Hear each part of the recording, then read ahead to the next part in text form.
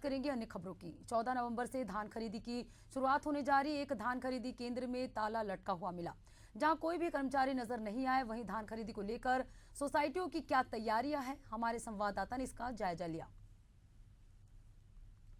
14 नवंबर को धान खरीदी की शुरुआत होने जा रही है और धान खरीदी केंद्रों में हम मौजूद हैं। वहां की तस्वीर आपको दिखाना चाहेंगे। यहां तैयारी धान खरीदी केंद्र को लेकर पूरी की जा रही है और पूरी कर भी ली गई है। बारदाने धान खरीदी केंद्रों में पहुंच गए हैं। नए बारदाने हैं, नए बारदाने के साथ पुराने बारदाने भी हैं। धान खरीदी को लेकर इस बार बारदानों की जो दिक्कतें हैं वो किसानों को ना हो, इसके लिए पूरी व्यवस्था की गई है। किसानों के पीने के लिए पानी की व्यवस्था भी की गई है और चूंकि किसान दूर दूर से आते हैं तो उनके रुकने के लिए भी व्यवस्था की गई है।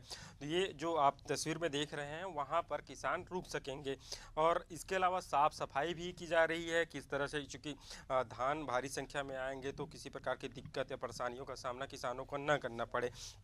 और क्या कुछ व्यवस्था है, क्या व्यवस्था की जा रही है, यहाँ के जो कर्मचारी है उनसे जानने का प्रयास करेंगे। किन किन व्यवस्था की गई है, किसानों के लिए क्या व्यवस्था की गई है। चूँकि 2 दिन बाद धान खरीदी है, ऐसे में जो धान है कटाई मिसाई होकर पूरा हो गया है। जल्द ही भारी संख्या में किसान जो धान है वो मंडी तक पहुँचना शुरू हो जाएगा।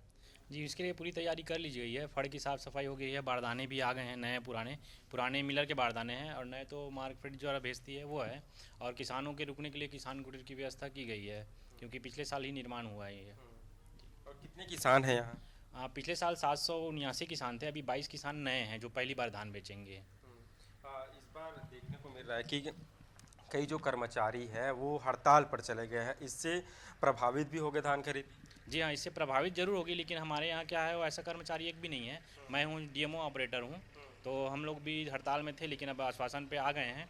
लेकिन हमारे यहाँ धान खरीद सुचारू रूप से जारी रहेगी। यहाँ सुचारू रूप से चलेगी, लेकिन अन्य धान खरीदी केंद्र की बात की जाए तो जो कर्मचारी है वो हड़ताल में है तो वहाँ प्रभावित हो सकता है। जी हाँ, वहाँ प्रभावित हो सकता है, क्योंकि वहाँ एक अकेला ऑपरेटर क्या करेगा वहाँ पे आगे।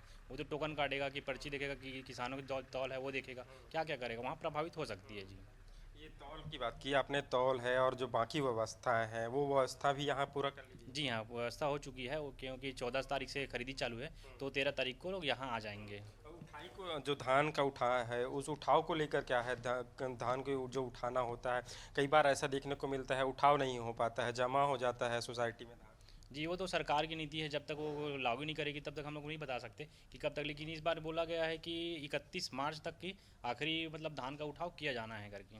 बिल्कुल, देखिए धान खरीदी केंद्रों में तैयारी पूरी हो गई है और जो सोसाइटी के कर्मचारी है वो भी पूरी तैयार है। हालांकि कुछ कर्मचारी जहां पर जो कर्मचारी है वो हड़ताल पर है। इस हड़ताल की वजह से ज़रूर वहां की धान खरीदी में परेशानियों का सामना किसानों को करना पड़ सकता है।